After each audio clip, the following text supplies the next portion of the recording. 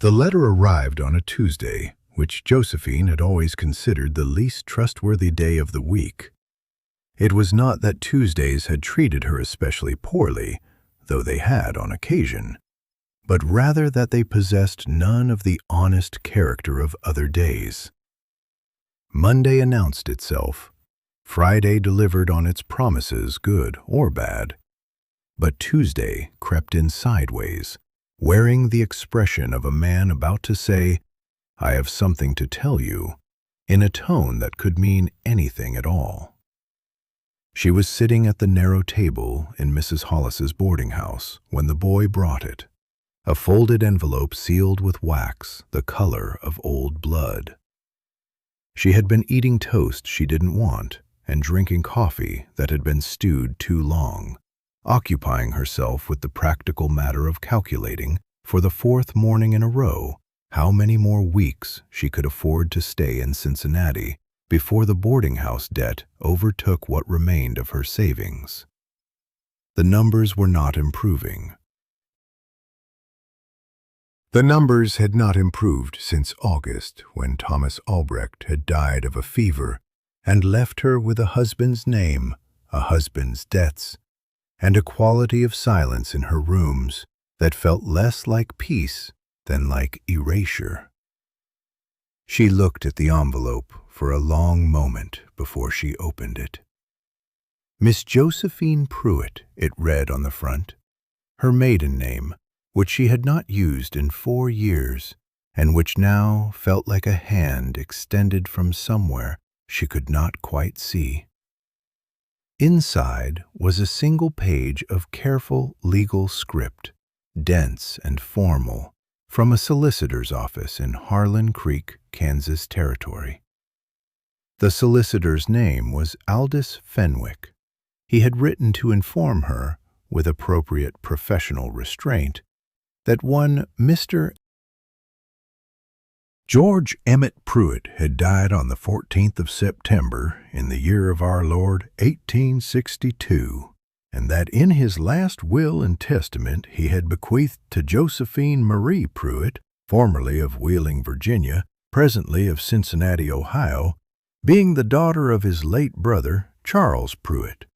And here the language became almost apologetic in its precision. An equal and undivided 1/2 interest in the property and operating concern known as Pruett's Hardware and Dry Goods, located at the corner of Merchant Street and Caldwell Road in the township of Harlan Creek, Kansas Territory. Said share to be transferred in full upon the heir's presentation of herself to this office within 6 months of the date hereof. She read it twice. Then she set it down and drank her bad coffee and looked out the window at the gray Cincinnati morning, where a cart horse was standing in the street with the patient, exhausted expression of a creature that has long since stopped expecting anything to be different. She had not known she had an uncle named George. Her father, Charles Pruett, had died when Josephine was 11, a quiet, bookish man who had worked in a dry goods store himself, which she now found grimly interesting, and he had left behind almost nothing except a small collection of surveying maps, a tendency in his daughter toward careful arithmetic, and a silence on the subject of his family that Josephine had always assumed meant estrangement rather than absence. She had never asked her mother. Her mother had not been the sort of woman one asked. She spent the remainder of Tuesday doing what she always did when confronted with a decision that frightened her. She made a list. Arguments against going. Kansas Territory was not a civilized place to be alone. She knew no one there. The inheritance was half of something, the letter had been careful to note this, which meant there was another half, and another owner, and the prospect of a legal entanglement with a stranger over a hardware store she had never seen. She had no experience in hardware. She had no experience in any kind of commerce beyond the seamstress work she had done for Hartley and Marsh on Vine Street, and the 3 years she had spent keeping accounts for Thomas's dry goods concern before it became clear that the concern was failing and that Thomas's optimism was the kind that did not respond to evidence. Arguments for going. Everything else. She looked at the second column for a long time. Then she folded the list and put it in her pocket and went to Mrs. Hollis to settle her account. The journey to Harlan Creek took 11 days. She did not mind travel the way some women did. She had been raised to be useful in motion, to pack efficiently, to sleep sitting up if necessary, to eat whatever was offered without complaint. She carried one trunk, a leather satchel with her sewing kit and her ledger book, and the solicitor's letter, and a small tin of peppermints she allowed herself one of each morning as a private concession to comfort. Kansas Territory in late October was a landscape of tremendous, unornamented honesty. There was nothing to hide behind. The sky went on in every direction without apology, and the grass had gone the color of dry straw, and the wind moved through it in long, muscular waves that made the whole plain seem to be breathing. Josephine sat in the stage and watched it and felt something in her chest that she could not immediately identify. After a while, she recognized it as the sensation of being very small in a way that was not, for once, humiliating. She arrived in Harlan Creek on a Thursday, a straightforward, plain-spoken day, which she took as a reasonable sign, and was deposited by the stage outside a low building with a painted wooden sign that read, "Holcomb's Livery and Stage." The town was modest, but not meager. A main street of perhaps a dozen buildings, several of them substantial, with board sidewalks and a new-looking church at the far end, whose steeple was still raw lumber. There was a smithy, a post office, a saloon that was trying to look respectable by means of a flower box in the window, and on the corner of Merchant and Caldwell, exactly as the letter had said, a hardware store.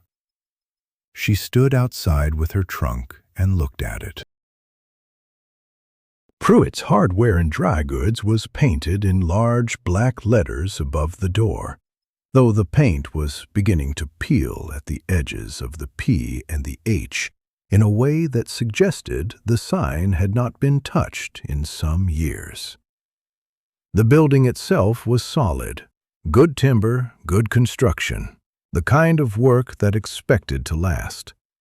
The window displayed an arrangement of tools and seed packets and oil lanterns that was orderly but not inviting. The arrangement of a man who knew where things were rather than one who wanted you to come in and look at them. Through the glass, she could see the shape of someone behind the counter. She did not go in yet. She went first to the solicitor's office, which was 2 doors down, and which smelled powerfully of pipe tobacco and legal paper, and she presented herself to Aldous Fenwick, who was a small, neat man of about 60, with the expression of someone who had spent his career delivering news of varying quality and had made his peace with it. He verified her identity. He produced the deed. He explained, in measured, careful language, the terms of George Pruett's will. "Your uncle," Fenwick said, sliding the deed across the desk with both hands as though it were something that might spill, "purchased the store in 1854 with a business partner, a Mr. Silas Drummond. The partnership was equal, half and half, as I wrote to you. Your uncle's health had been declining for some years. Mr. Drummond has been operating the store alone since your uncle became too ill to work, which is to say for approximately 4 years. He paused. Mr. Drummond is aware of the bequest. Josephine looked up from the deed. What is his disposition toward it? Fenwick considered his words with the deliberateness of a man who had learned that imprecision in legal matters had consequences. He is not, he said finally, enthusiastic. That's plain enough, she said. He is not a difficult man, Fenwick added, in the tone of someone offering a qualification that is also a warning. He is a man who has managed things alone for some time, and has arrived at a settled understanding of how things should be managed. Your arrival will constitute, he searched for the word, a rearrangement. Half of this store is mine, Josephine said, not aggressively. Simply as a statement of the situation as it existed. It is, Fenwick agreed. The deed is clear. The will was properly witnessed and filed. There is no legal question. He looked at her over the tops of his spectacles. I mention Mr. Drummond's disposition only so that you are not surprised. She picked up the deed and folded it into her satchel alongside the solicitor's letter, tucking them both carefully against the ledger book. Mr. Fenwick, she said, I was married for 4 years to a man who was never enthusiastic about anything I had to say. I have been surprised by exactly nothing since 1858. Fenwick almost smiled. I see, he said. Well, then I expect you'll manage. She walked back to the hardware store at 3:30 in the afternoon, with the deed in her satchel and her trunk still sitting outside the livery because she had not yet found lodgings and was not going to let that fact stop her from doing the next necessary thing. The bell above the door announced her. The store smelled of iron and sawdust and linseed oil and something underneath all of that. Coffee, maybe, or wood smoke, that was not unpleasant. The shelves were full and organized with a thoroughness that she recognized as the work of a particular kind of mind. Everything in its place, every place considered. Nails sorted by size in labeled wooden bins. Rope coiled in even loops. Seed packets arranged alphabetically in a shallow display case. She noticed all of this in the 3 seconds it took her to walk to the counter, because she noticed things, and because noticing was a way of being steady. The man behind the counter had his back to her, reaching up to replace something on a high shelf. He was tall, taller than she'd expected from the glimpse through the window, with dark hair going gray at the temples and hands that were large and deliberate in their movement. He wore a canvas apron over a work shirt, and he moved with the unhurried efficiency of someone who had performed the same motions 10,000 times and had stopped needing to think about them. He turned around. He had a plain, angular face, not unkind but not open, the face of a man who had learned to keep his expression at a neutral setting and leave it there. He was perhaps 40 or a hard 37. His eyes were dark and steady, and they took her in with a single, measuring look that lasted just long enough to be deliberate. We're closing in an hour, he said. I'm not here to shop, Josephine said. She set her satchel on the counter and withdrew the deed and placed it flat between them. My name is Josephine Pruett. George Pruett was my uncle. I've just come from Aldous Fenwick's office." Something moved across his face. Not surprise exactly, because Fenwick had said he'd been told, but a kind of settling, the expression of a man who has been waiting for an unpleasant thing to arrive and is now adjusting to the fact that it has. He looked at the deed without touching it. Then he looked at her. "Silas Drummond," he said. "I know," she said. The silence between them was not companionable.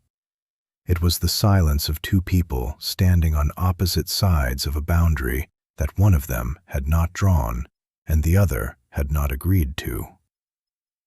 "I don't need a partner," he said. "You have one," she said. He looked at her for a long moment. His jaw tightened slightly and then released, the way a door does when someone decides, after all, not to open it. He picked up the deed and read it with the careful attention of a man who is hoping to find an error and knows he won't. He set it back down. "There's no room for you here," he said, and she could not tell entirely whether he meant in the store or in Harlan Creek or in the particular order of things he had built for himself over 4 years of working alone. And she suspected he could not entirely tell either. She picked up the deed and returned it to her satchel and fastened the clasp. "Then," she said, "we'll have to make some." She turned and walked to the door, and the bell rang again as she pushed it open, and she stepped out into the Kansas afternoon without looking back, because she had learned long ago that looking back was a luxury available only to people who had somewhere else to go. She did not, which meant that tomorrow morning she would walk back through that door, and whatever Silas Drummond had decided overnight about her presence in his store, in his town, in the settled and solitary life he had arranged around a loss she didn't yet know the shape of, she would be there regardless. Half of everything was still half. The store had a particular smell before it opened. Silas Drummond had noticed it years ago and never found a satisfactory name for it. Something between iron and cedar and the cold residue of yesterday's lamp oil, with underneath it all a faint mineral sharpness that came from the bins of nails and washers and rivets arranged along the east wall. It was the smell of a place in suspension, of a thing that existed only in relation to work not yet begun. He arrived each morning at 6:30. He had done so for 4 years without variation. Longer if you counted the years before Miriam died, when he'd come at 7 and she'd teased him about it from the doorway of their house 2 blocks up the hill, still in her wrapper, her hair loose, telling him the nails would keep. He did not count those years.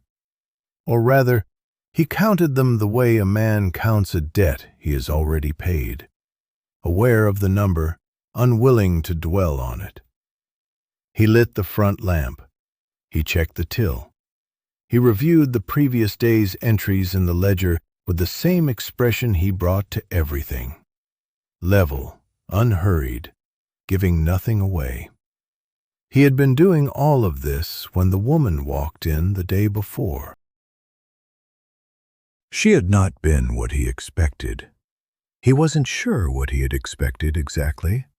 The solicitor's letter, his copy, the one that had arrived 3 weeks before hers, had said only that a co-beneficiary had been identified and would be in contact. He had written back promptly asking for a settlement figure, a buyout, whatever number would close the matter cleanly. He had not received a response before the bell above the door announced her. She was slight, with the kind of stillness in her face that came not from placidity but from practice. dark traveling clothes, well maintained but not new. She'd carried one bag. She had looked at the store with the careful, measuring attention of a woman doing arithmetic. And then she had looked at him, and he had understood immediately that she was not going to be bought out with a letter. "You're Silas Drummond," she'd said. "I am." "I'm Josephine Pruett. I believe you've been expecting me." He had not been expecting her today.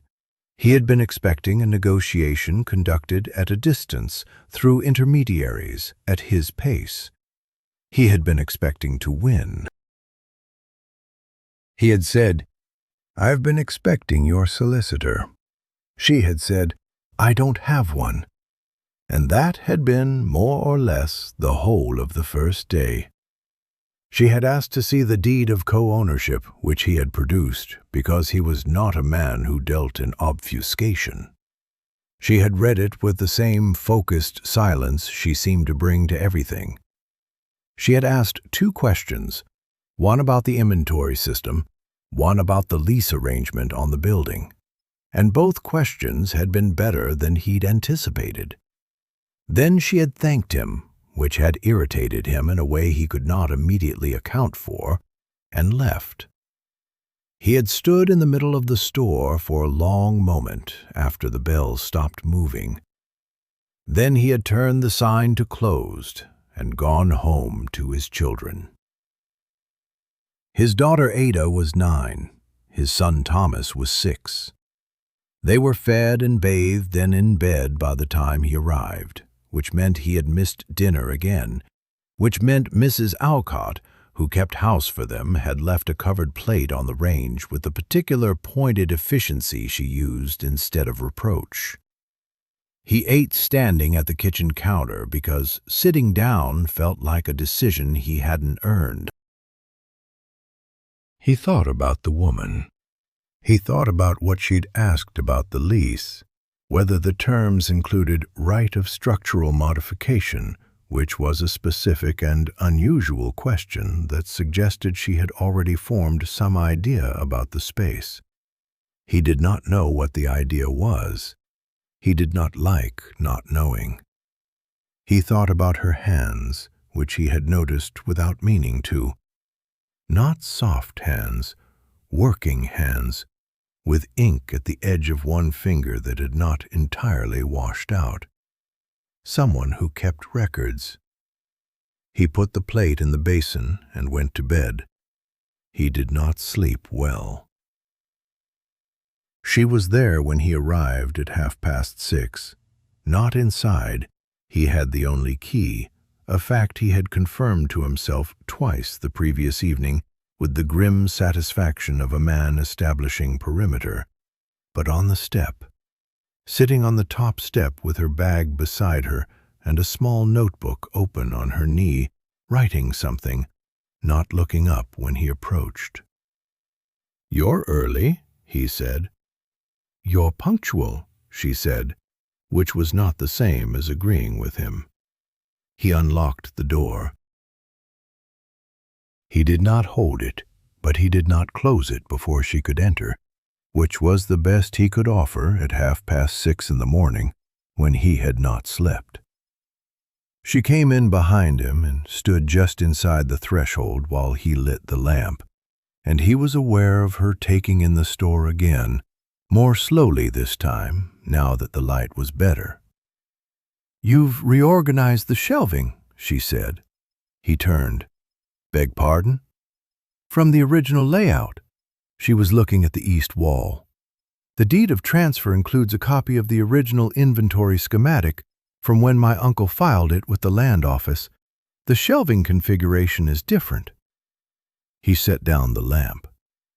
"Your uncle filed that schematic in 1871. That is 7 years ago. Reorganizing a store's shelving in 7 years is not a significant event." "No," she agreed. "I wasn't suggesting it was.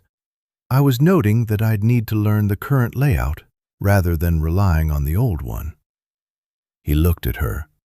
She looked at the shelves. "The nails are organized by gauge now rather than by use," he said after a moment. "I found it more efficient." "That makes sense." He had not expected her to say that. He had expected an argument, or at minimum a question designed to establish territory. She had said, "That makes sense," with the matter-of-fact sincerity of a person who had actually considered it and arrived at a conclusion. He turned back to the lamp. "I'd like to propose a working arrangement," she said. "I have one in mind as well." "I'm sure you do." There was nothing sharp in it. "Would you prefer to go first?" He would. He turned to face her properly, because he was not the sort of man to have a significant conversation with his back turned. He had thought about this. He had a number ready. "I'll buy your half-interest," he said. "I can offer a fair evaluation based on last year's revenues. The store turns a modest but consistent profit. I'd pay in installments over 2 years, with the deed transferred in full at completion." She listened to all of it. "That's a reasonable offer," she said. Then, "I'm not accepting it." He had known she wouldn't. He had made the offer anyway, because a man ought to try the direct route before he resigns himself to the longer road.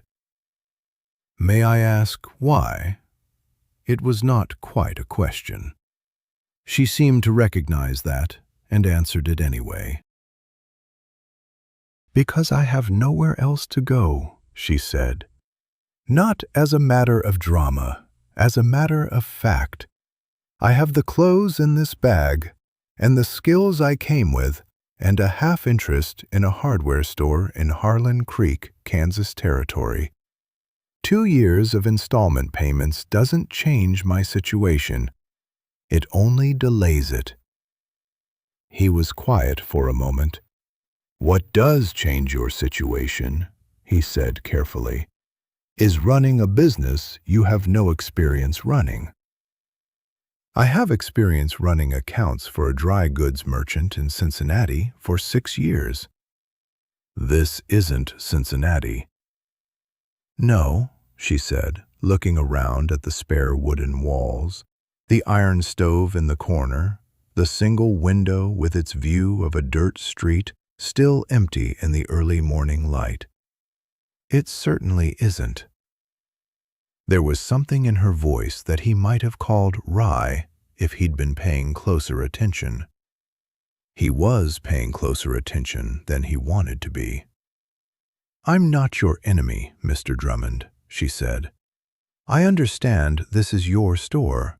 I understand you've built something here, and I've arrived without warning and asked to be part of it. I'm not asking you to be glad about it. I'm asking you to be practical." He looked at her for a long moment. The lamp threw its light across the counter between them, and she stood on the far side of it with her notebook still in her hand and her bag still on her shoulder, like a woman who had learned not to put things down until she was sure she was staying. "The back stockroom," he said finally. "I'm sorry?" "You can work from the back stockroom. There's a desk. Clem used it for correspondence. I'll have Mrs. Alcott bring a chair that isn't broken." He paused. "You'll start with inventory. Everything in the back room needs to be cataloged against the current ledger. There are discrepancies I haven't had time to address." She was quiet for a beat. "All right," she said. "I'll expect a full accounting by end of week." "You'll have it by Thursday." He almost said Friday would be sufficient, but something stopped him. Some instinct that told him she would meet Thursday, and he would look like a man who had underestimated her, which he already suspected he had done once and did not care to do again. "Thursday," he said. She nodded once, set her bag down beside the counter, just for a moment, just to shift the notebook to her other hand, and then picked it up again and walked toward the back room. He watched her go. He noticed, without deciding to, that the left rear hinge on the stockroom door had been loose for 2 weeks and had a tendency to stick if you didn't lift the handle slightly as you pushed. He noticed that she didn't know this. He noticed that she pushed the door and it stuck, and she did not rattle it or force it, but simply paused, assessed, lifted the handle, and walked through. He turned back to the counter. He opened the ledger to the previous day's page and stared at a column of numbers he had already memorized and thought about a woman who had nowhere to go and had come to the end of that fact and arrived here, and whether a man who understood something about having nowhere to go had any right to make that destination harder. He did not arrive at an answer. He heard her in the back room opening a drawer, then a second drawer. Then the particular sound of a notebook being placed on a wooden desk, a precise, deliberate sound, the sound of a person beginning. He turned to the front window. The street outside was waking up. In an hour there would be customers, and he would be behind this counter as he had been every morning for 4 years, and the store would be what it always was, the whole of his life arranged around a loss running like a clock. Except that this morning, for the first time in 4 years, there was someone else in the back room. He reached under the counter for the broken hinge he'd been meaning to fix for 2 weeks, turned it over once in his hand, and put it in his coat pocket. He did not know then what it meant that he'd done it. He would later. But the thing about a man who shows care through action is that the action comes first, arrives before the understanding, before the examination, before the moment when he might think to stop himself. The hinge was in his pocket. The lamp was lit. The door to the back room was slightly ajar, and through it came the quiet, steady sound of a woman doing work she had promised to do. He opened the front door for the day. The bell rang. And somewhere in the back of the store, he heard her pause, just briefly, just long enough to register it, and then continue. What he did not know, and would not know until she had been in the store for 4 days, was that the ledger discrepancies she was cataloging were not minor. They were not the small drift of a busy man's inattention. They were something else entirely, a pattern, faint but consistent, running back nearly 18 months. Someone had been taking from the store. Not much, never enough to notice in a single week, but Josephine Pruett had kept accounts for 6 years, and she had learned that the most important thing about a number was not its size, but its shape. And these numbers had a shape she recognized. She did not say anything yet. She wrote it down, closed the notebook, and looked at the wall. Then she opened the notebook again and started from the beginning. The terms were agreed upon on a Wednesday, which Josephine would later think of as appropriate. Wednesday was neither the beginning nor the end of anything. It was the middle of the week, the hinge of it, the place where you stopped and reckoned with how far you had come and how far you still had to go. She had spent the previous evening in her room at the Harlan Creek boarding house, a different establishment than the one she'd left in Cincinnati, smaller and smelling of pine resin and someone else's cooking. Going through the ledger pages she had copied by hand during her first visit to the store. She had not taken the ledger itself. That would have been provocative, and she was not ready to be provocative yet. She had only borrowed it long enough to transcribe the relevant columns in her own notebook, in her own careful hand, cross-referencing the dates against the inventory lists she had found folded inside the back cover. The shape of the numbers was still there when she looked at them again in the lamplight. It had not changed overnight. It did not become something other than what it was simply because she wished it would. She closed the notebook and went to sleep. Silas was already at the counter when she arrived. He had made coffee, she could smell it from the doorway, and he had set out 2 cups, which she noticed and did not comment on. It was a small concession, the 2 cups. She suspected it had cost him something. "Miss Pruett," he said. "Mr. Drummond." The morning light came through the front window at a low angle and caught the dust that hung in the air between the shelving rows. The store was not dirty exactly, but it had the particular quality of a space that had been maintained by a single pair of hands for a long time. Everything in its place, but the places themselves chosen by one person's logic rather than negotiated into being. She had noticed this on her first visit. She noticed it again now. He poured the coffee without asking. She accepted the cup without thanking him excessively. They stood on opposite sides of the counter, which felt, she thought, like exactly the kind of thing that would need to stop. "I've been thinking about the arrangement," she said. "So have I." "I'd like to hear yours first." He looked at her. She had the sense, as she had on both previous occasions, that he was working something out, recalibrating, adjusting for a version of events that had not matched his expectations. She did not find this unpleasant, she simply found it accurate. "I run the floor," he said. "I know the customers. I know what they need before they ask for it, and I know which suppliers will cheat you if you don't catch them on the weight. That knowledge took 4 years to build, and it doesn't transfer in a morning." "I'm not asking you to transfer it in a morning." "Then you're agreeing." "I'm listening," she said. "There's a difference." He set down his coffee cup. "The back stockroom has been used for overflow inventory. Winter tools, summer seed stock, things that cycle. I've kept it organized on a system." "What system?" "Mine." She almost smiled.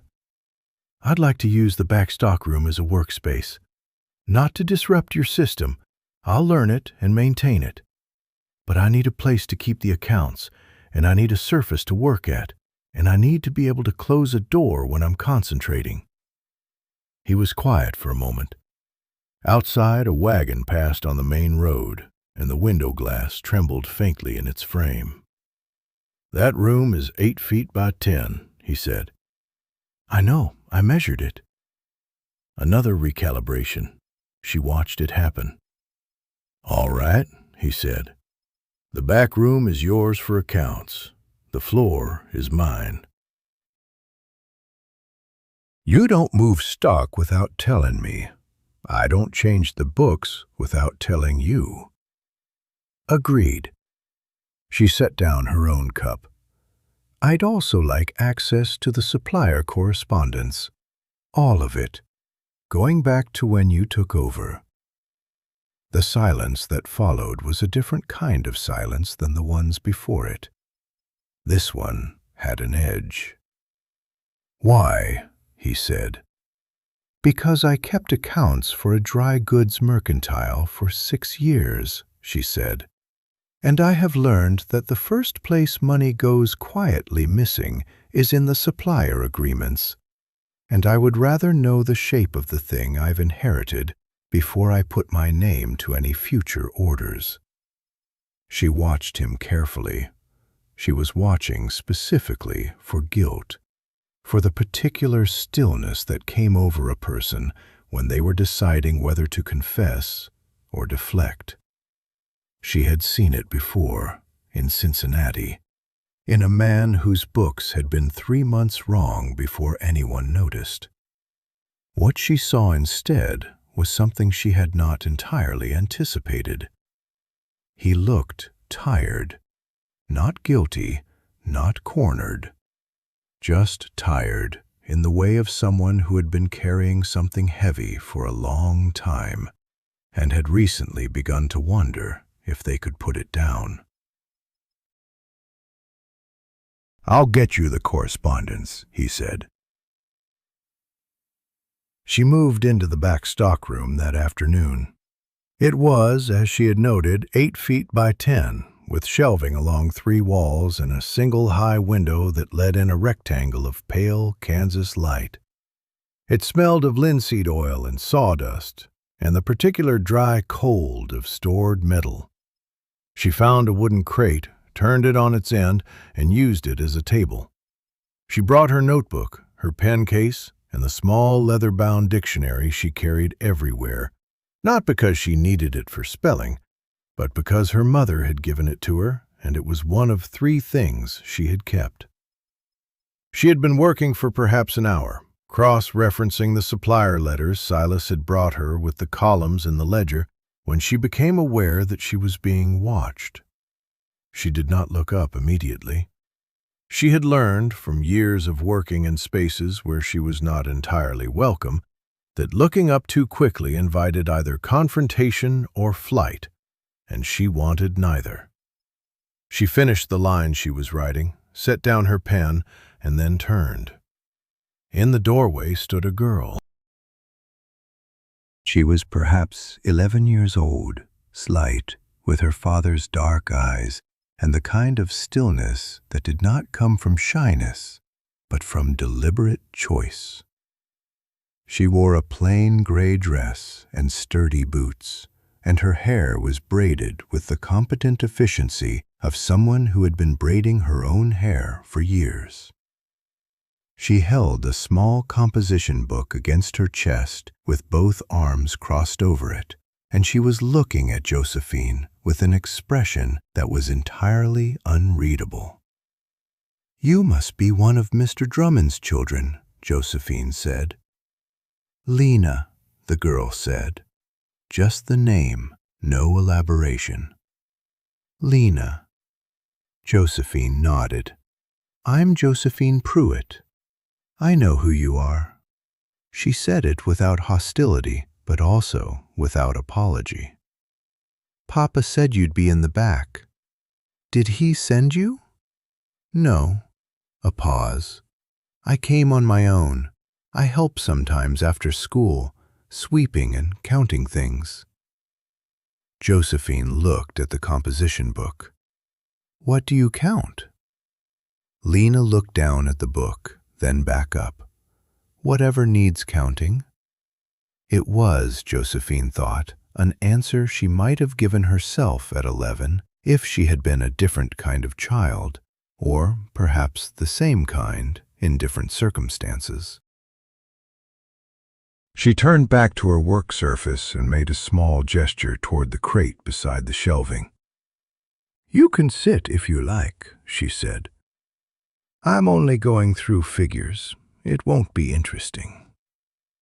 Lena did not sit, but she did not leave either. She moved to lean against the doorframe, not quite inside the room, not quite outside it, and watched. Josephine went back to the supplier letters. For a while, the only sounds were the scratch of her pen, the distant movement of Silas on the store floor, and the occasional creak of the building settling in the afternoon wind. Then Lena said, "You write very fast." "I've had a lot of practice." "Papa writes slowly. He says it's because he thinks before he writes." "That's one method," Josephine said. "I think while I write. It's the same thinking, just in a different order." Another pause. Josephine could feel the girl's assessment like a hand testing the weight of something, pressing gently at the edges to see where it gave. "Are you going to stay?" Lena asked. Josephine looked up then. Lena was watching her with the particular directness of a child who has learned that adults often lie, but can sometimes be caught telling the truth if you ask them plainly enough. "I intend to," Josephine said. "Papa doesn't want you to. I know." "He's not mean about it," Lena said with a careful precision that suggested she had thought about this distinction. "He just doesn't know what to do with half of something." Josephine looked at the girl for a moment. Then she looked back at the ledger. "Neither do I," she said honestly. "Not yet." Lena uncrossed her arms, and the composition book dropped to her side. Something in her posture shifted, not warmth exactly, but the suspension of a particular kind of judgment.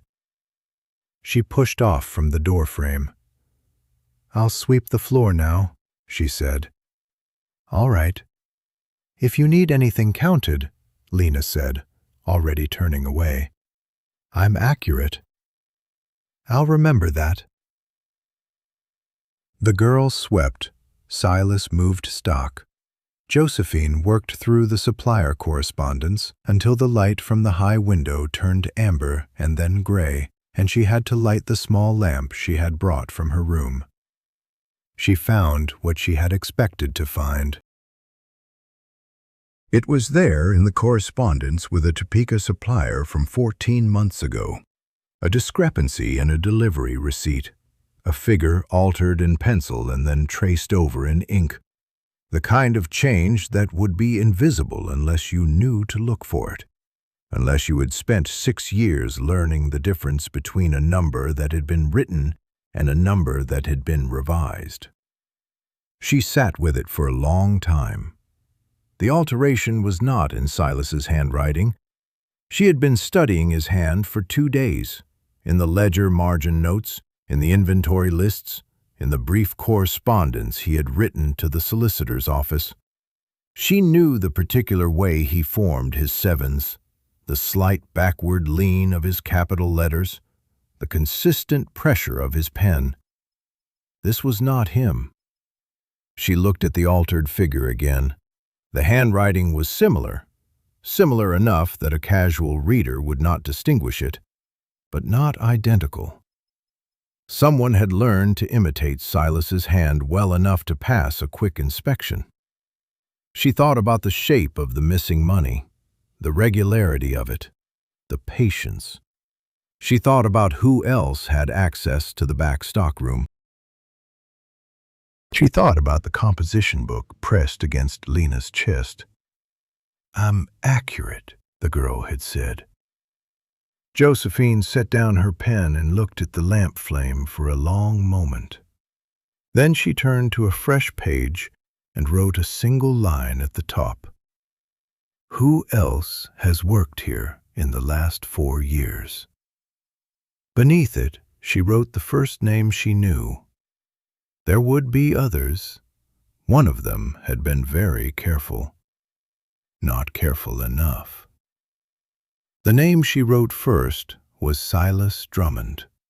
Not because she suspected him most, she was no longer certain she suspected him at all, but because method required it. You began with what you knew and worked outward. You did not skip a name because it made you uncomfortable to write it. She had learned that from Mr. Calloway at the dry goods house in Cincinnati, who had caught a clerk stealing over the course of 3 years by the simple discipline of refusing to assume anyone innocent until the numbers said so. "The numbers don't lie," he had told her.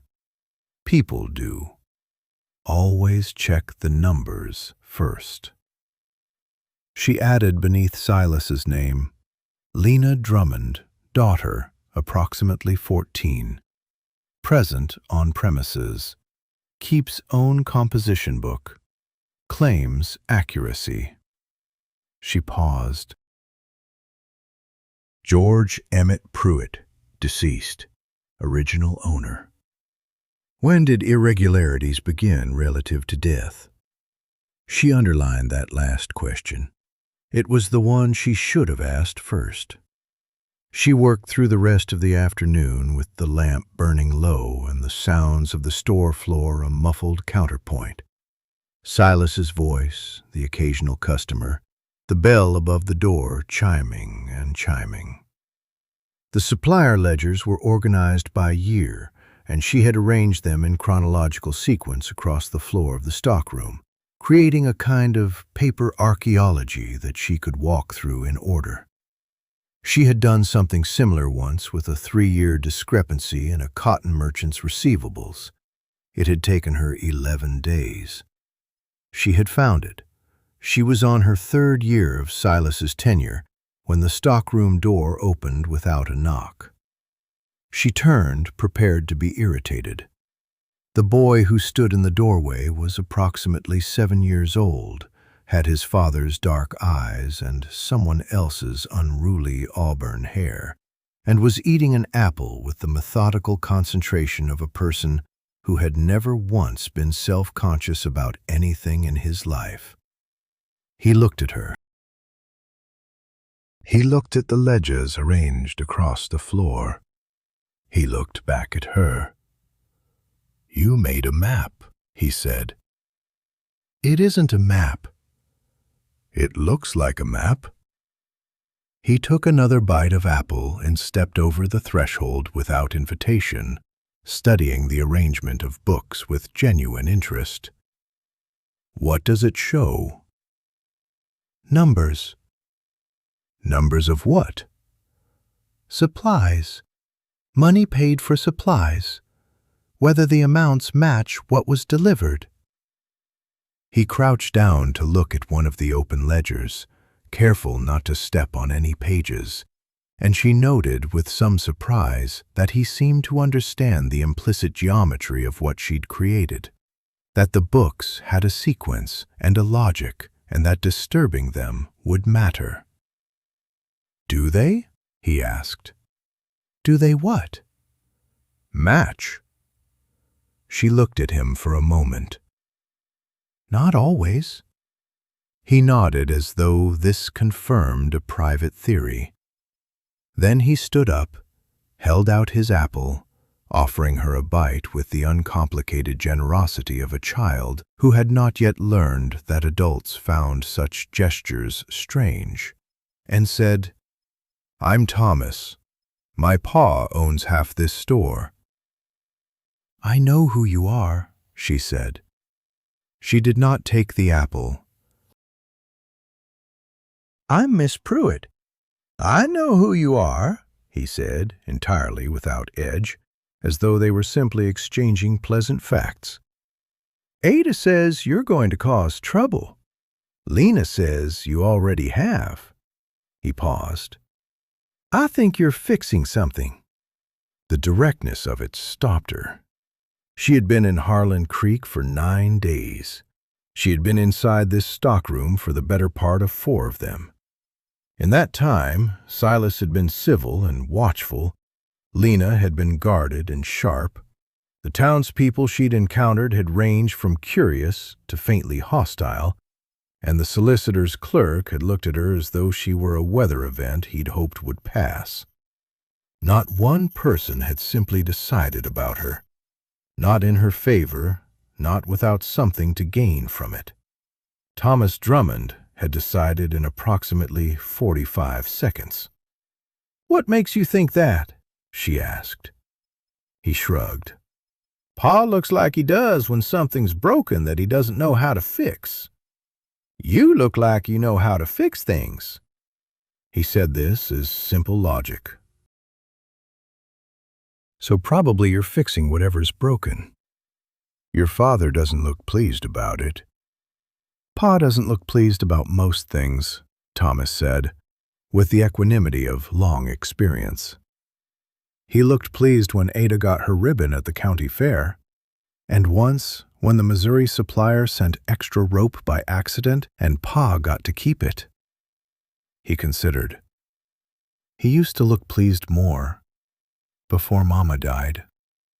The room was very quiet.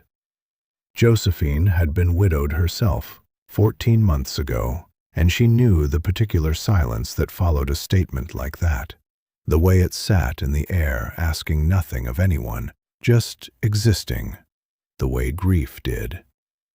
She did not offer condolences. The boy was not asking for them. "How long ago?" she asked instead. 4 years and 3 months, he said. "I was 3. I don't remember her very much.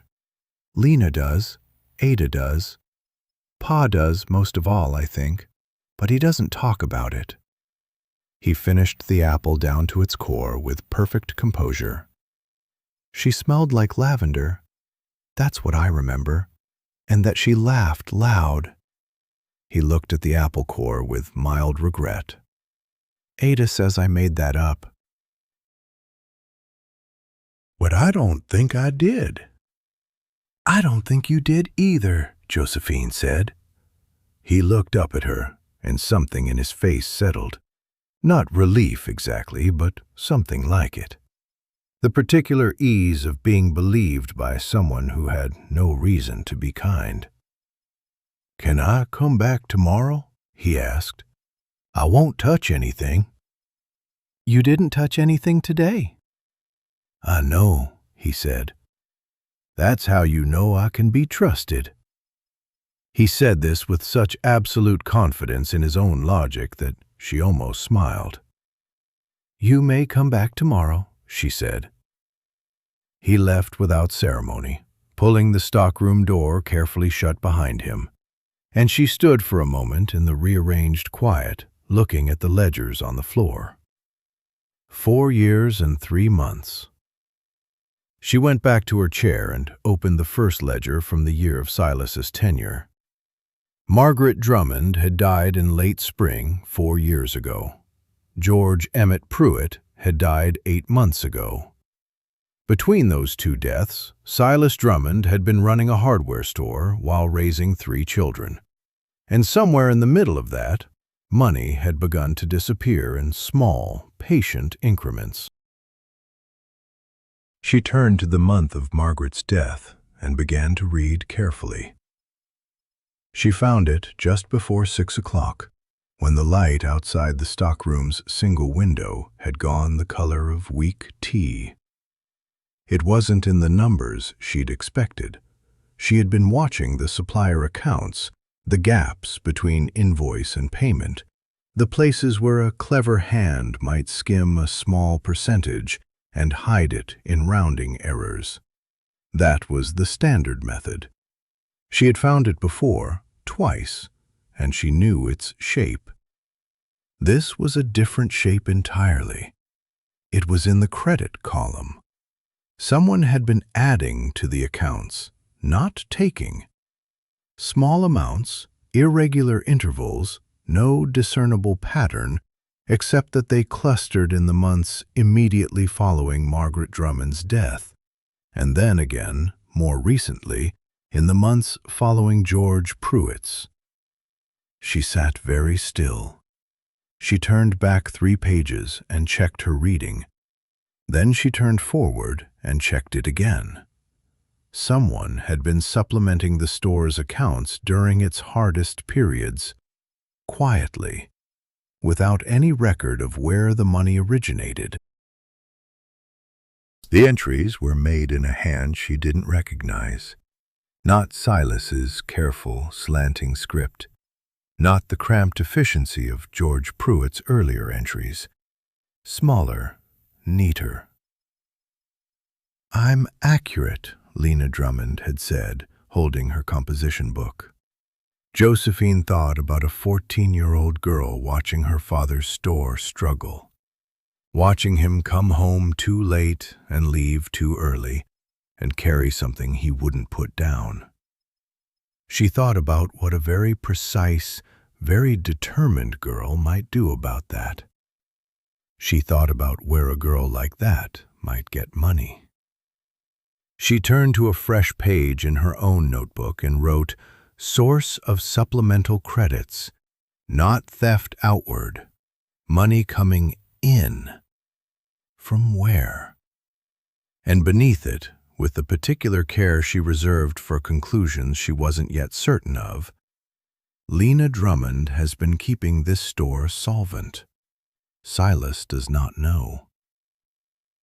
She sat with that for a long moment. Then she heard the store bell chime, closing time, and Silas's voice calling out a farewell to the last customer, and the particular silence that followed. And she knew he would be at the counter for another hour at least, doing the end-of-day tallying he'd been doing alone for 4 years. She thought about walking out there and telling him what she'd found. She thought about his face when she'd asked for the supplier correspondence. Not guilt, she had decided, but exhaustion. The face of a man who had been carrying something without knowing its full weight. She thought about Thomas's voice. He used to look pleased more before Mama died. She closed the ledger, not because she intended to hide it, because she needed to understand it fully before she handed it to someone whose response she could not yet predict. A man who had been running on empty for 4 years, who had wanted her gone from the moment he'd seen her face, who was already watching her with the careful wariness of someone waiting for the thing he feared most. Betrayal, perhaps, or the loss of the last thing that was solely his. If she walked out there now and said your daughter has been quietly saving your business, she did not know what he would do with that. She needed to know where the money had come from first.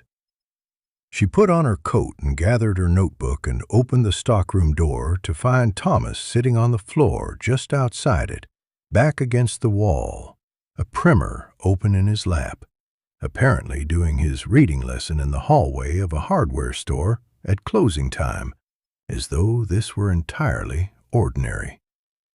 He looked up. "Did you find what was broken?" he asked. She looked at him for a moment.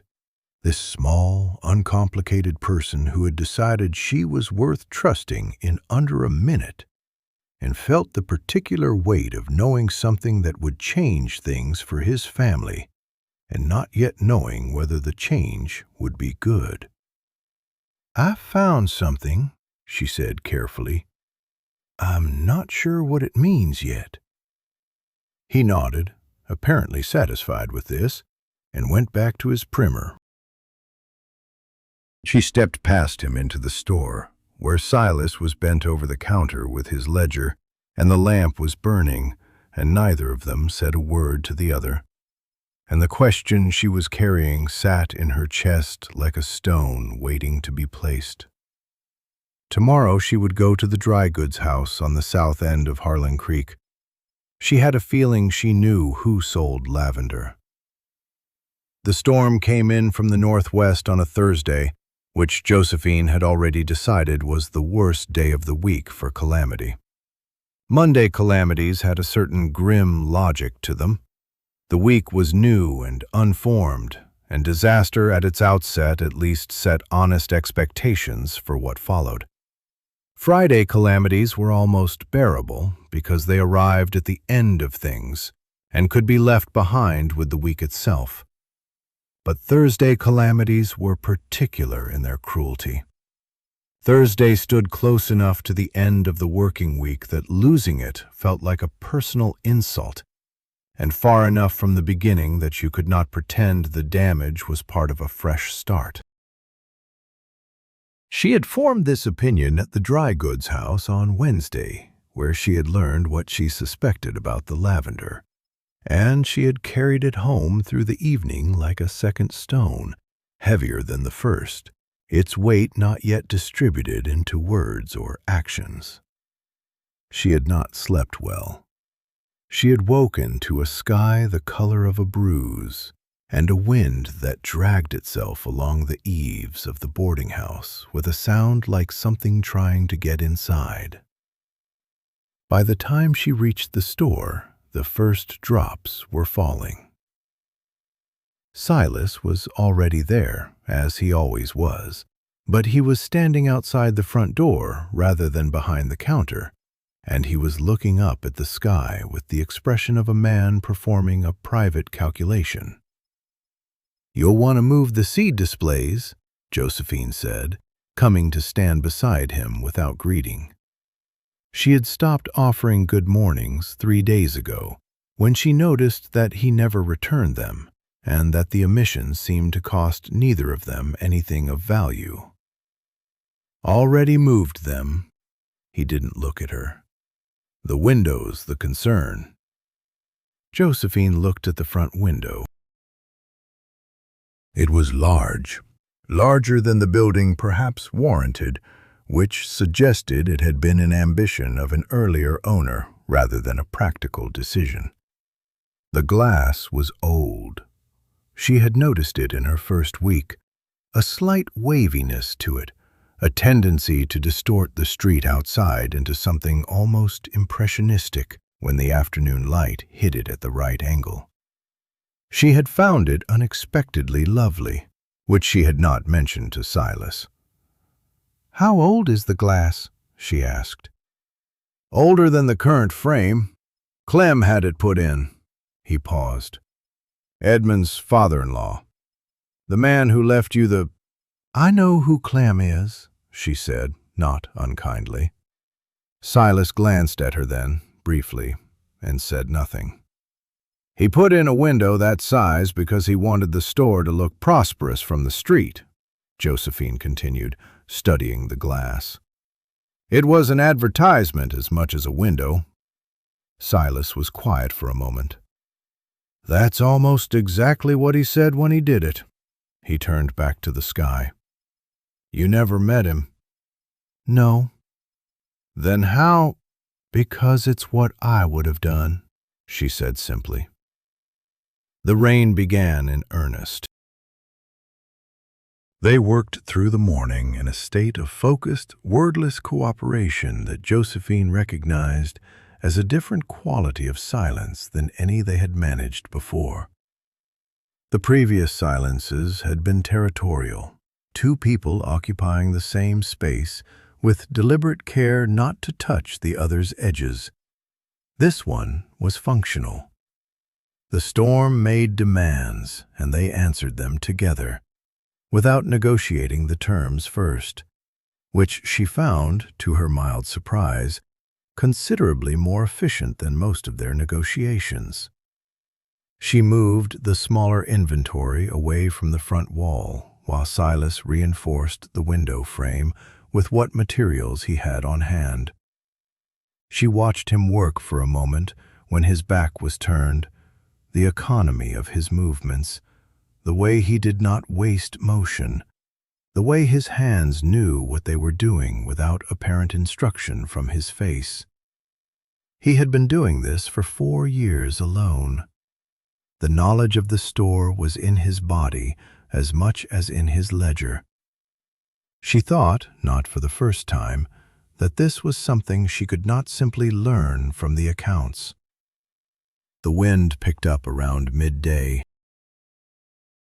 2 customers came in, bought what they needed quickly, and left with their collars up. The street outside emptied in the way that streets empty before serious weather, not gradually, but all at once, as though the town had made a collective decision. Josephine was behind the counter, updating the daily receipts, when she heard it. Not a crack, exactly. More like a conversation between 2 materials that had reached the end of their mutual patience. Then the window came in. It did not shatter entirely. This, she would think later, was both fortunate and somehow worse. A complete destruction would have been cleaner, more final, easier to assess. Instead, a section in the lower left corner gave way under the pressure of something the wind had found and thrown, and the old glass came apart in long, irregular pieces, some falling outward onto the boardwalk, some inward onto the floor, and the wind came through the opening immediately as though it had been waiting. Silas was at the far end of the store. He crossed to the window in 4 strides, and Josephine was already behind the counter moving toward it, and they arrived at the broken section at nearly the same moment and stopped, facing the open sky and the driving rain and the general indifference of weather to human commerce. "Don't," Silas said, when she moved toward the glass on the floor. "I'm wearing boots." "The edges, just wait." She waited. He was right about the edges. She could see that. The pieces were not small and blunt, but long and thin, and the wind was moving them slightly on the floorboards.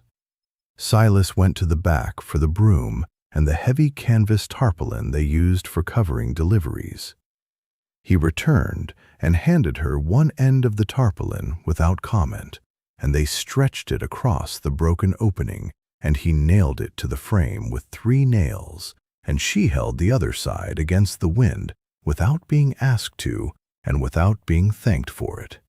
And when it was done, the howling became a murmur, and the rain stopped coming in. They stood back. The canvas breathed in and out with the gusts, a slow, living motion. "The glass is from the Hendricks Mill in Salina," Silas said after a moment. "I know the order number. I know the gauge we need. It'll take 2 weeks to come in, possibly 3. 2 weeks of canvas in the front window," Josephine said. "Yes." She looked at the floor, where the glass lay in its long, pale pieces. "How much?" He told her. She did not flinch, though she wanted to. It was not an impossible sum, but it was not a comfortable one, and she was already carrying in her head the figures she had found in the supplier ledgers, and the figures she had found at the dry goods house on Wednesday, and the way they did not yet add up to anything she could prove, but added up to something she could feel with the same certainty with which she had felt 11 days into her marriage to a man she'd thought she knew, that there was something wrong with the accounts. "I can cover half," she said. "It's a store expense, not a personal one." "The store account is what it is." She met his eyes. "I can cover half. From my own funds.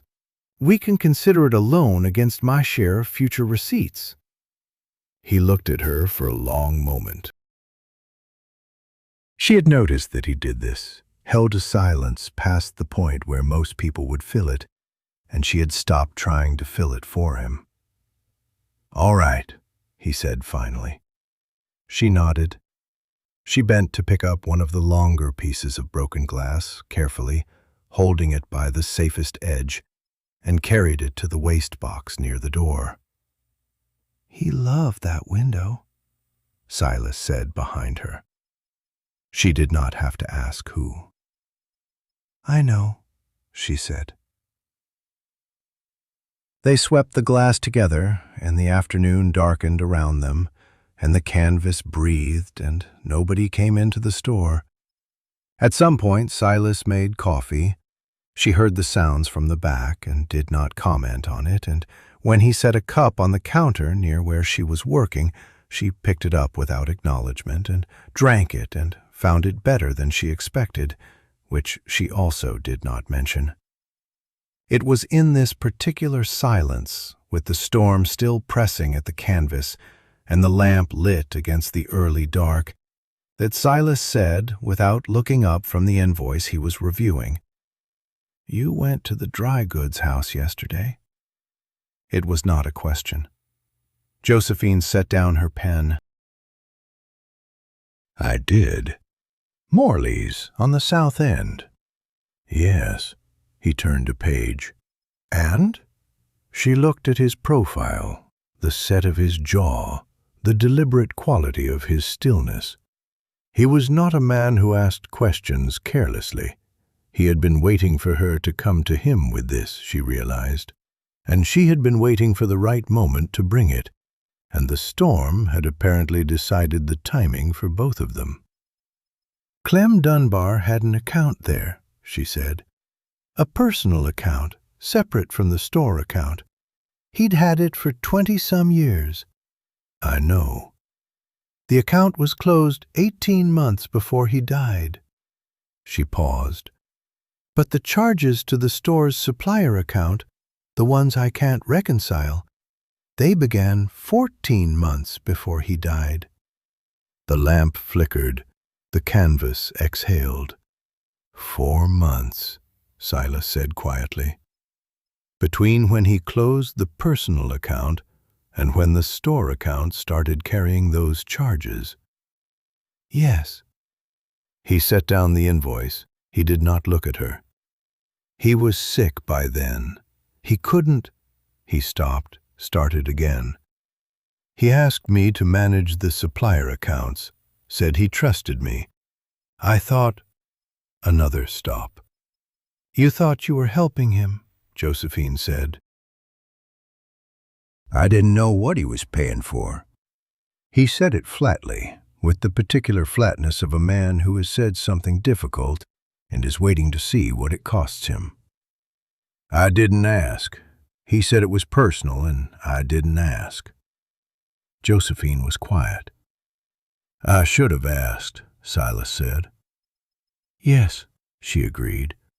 You should have. He looked at her then, and she held his gaze, and there was something in his face that she recognized, not because she had seen it there before, but because she had felt it in her own. The specific exhaustion of a person who has been carrying a weight they accepted without fully understanding its shape. What was he paying for? Silas asked. Josephine picked up her pen again. I don't know yet, she said, but I think I know who to ask. She let that sit. Clem knew my mother, she said after a moment. Decades ago. Before Kansas, before any of this. The lamp burned. The storm pressed at its canvas seam. The solicitor's letter said the bequest was unconditional, she continued, her voice carefully even. No explanation given. Most people would assume it was a coincidence of names, a Pruett, an uncle, a legal technicality. But you don't, Silas said. I never did.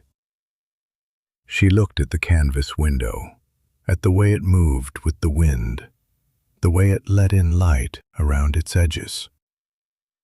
Clem Dunbar was a collector of strays.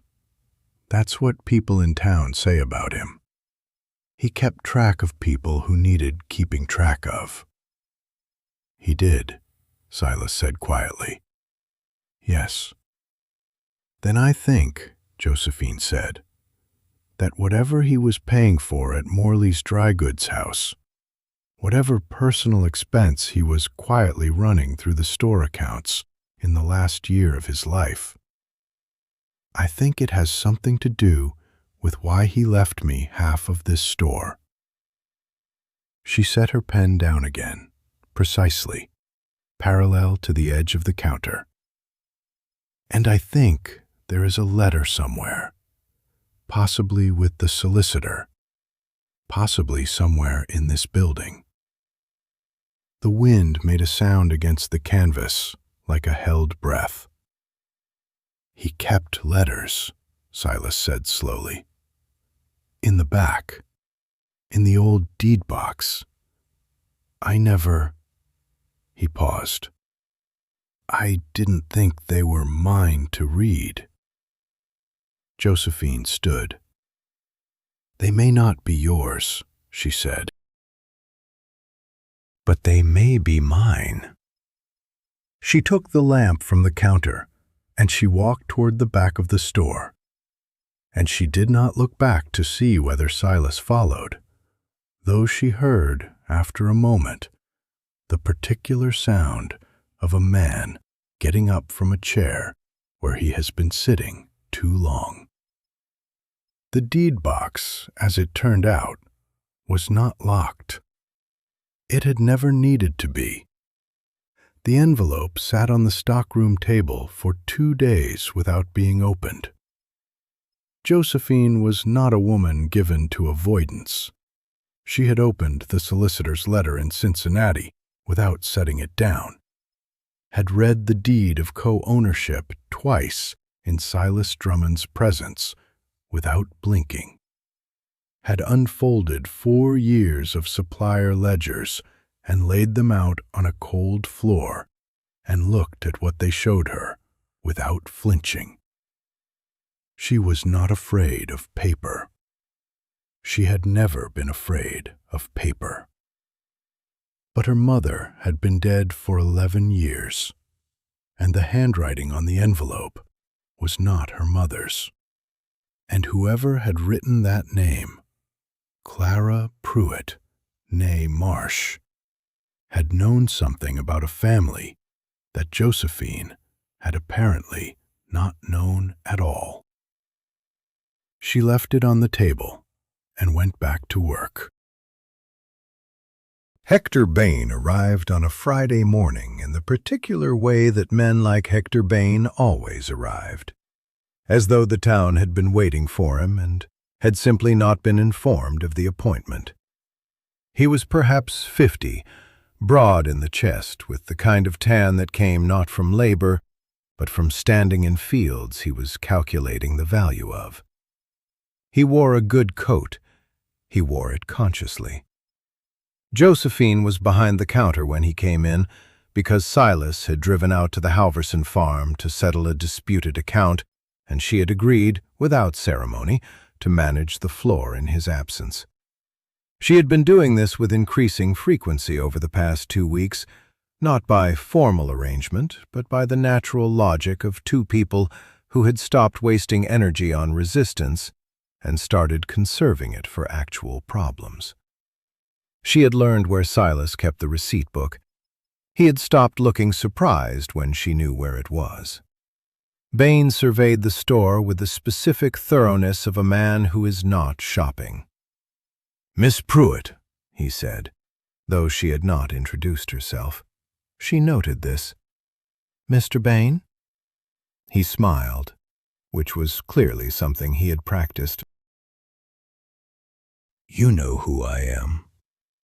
Dora Phelps described you very precisely." This was true. Dora Phelps, the postmistress, had described Hector Bain on Josephine's 3rd day in Harlan Creek with the kind of comprehensive detail that suggested she had been composing the description for some time and was pleased to finally have an audience fresh enough to appreciate it. Broad man, good coat, never buys anything he can't sell at a profit, including friendships.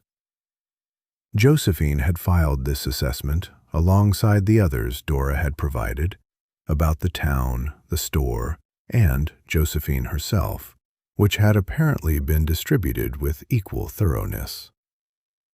Bain seemed to find this amusing. He moved along the counter with a proprietary ease that Josephine did not like, picking up a hinge and setting it down without looking at it. "I understand you've had some difficulty," he said, "with the window." "The window has been repaired." "With some expense." "With some expense," she agreed, giving him nothing. He set his hands on the counter and looked at her directly, and she gave him credit for this. He was not a man who worked through indirection when directness was available. "I'd like to make you an offer for the property, Miss Pruett, the building and the business. A fair price. More than fair, given the current state of the accounts." He named a figure. Josephine kept her expression where it was. The figure was not insulting. This was, in its own way, more troubling than if it had been. An insulting figure was a negotiating position. A reasonable figure was a man who had done his arithmetic and was confident in it. "I'd want it in writing," she said. Bain looked briefly surprised, then recalibrated. "Of course. And I'd want to consult with my co-owner." "Naturally," he paused. "Though I'll be speaking with Mr. Drummond as well, separately." "I assumed you would." She wrote down the figure he had named in her notebook after he left. She looked at it for a long time. Dora Phelps was at the post office window when Bain crossed the street, which is to say, Dora Phelps was at the post office window. She was always at the post office window. Josephine had initially assumed this was coincidence and had subsequently revised this assessment completely. Dora occupied the post office window the way a general occupied high ground, not because it was comfortable, but because it was necessary. She had opinions about Josephine. She had shared these opinions widely and with what Josephine understood to be genuine conviction rather than malice. In Dora's first week of assessment, Josephine had been catalogued as follows: a Cincinnati woman, which explained the shoes; a widow, which explained the composure; too quiet, which could mean either good sense or secrets; and the kind of neat that comes from not having much, rather than the kind that comes from having a great deal and managing it carefully. Josephine knew this because 3 separate people had repeated elements of it to her, with the unconscious accuracy of people who are passing along something they have absorbed rather than something they remember being told. It was not comfortable to be known this way. It was, however, honest, and Josephine had a long-standing preference for honest discomfort over comfortable falsification. She stopped at the post office that afternoon, not because she had mail, but because she had decided, in the way she decided most things, that it was better to have a conversation than to avoid one.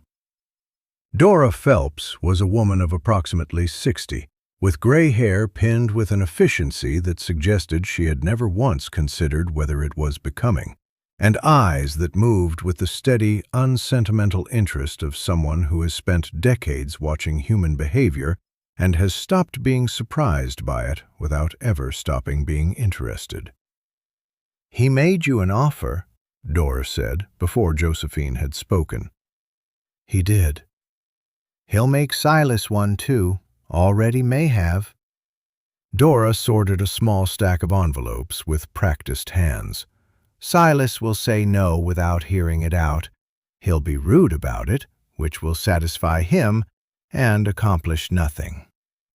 Josephine considered this. "And what will people say about what I do?"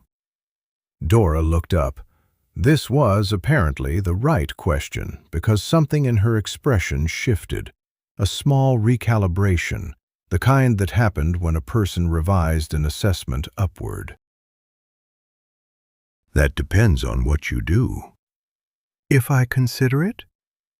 "They'll say you were never serious about the store, that you came to sell, not to stay." Dora set down the envelopes. "Some of them have been saying that anyway." "And if I refuse?" "They'll say you're being stubborn, or that Silas has convinced you of something, or that you don't know what you're doing." A pause. "Some of them have been saying that, too."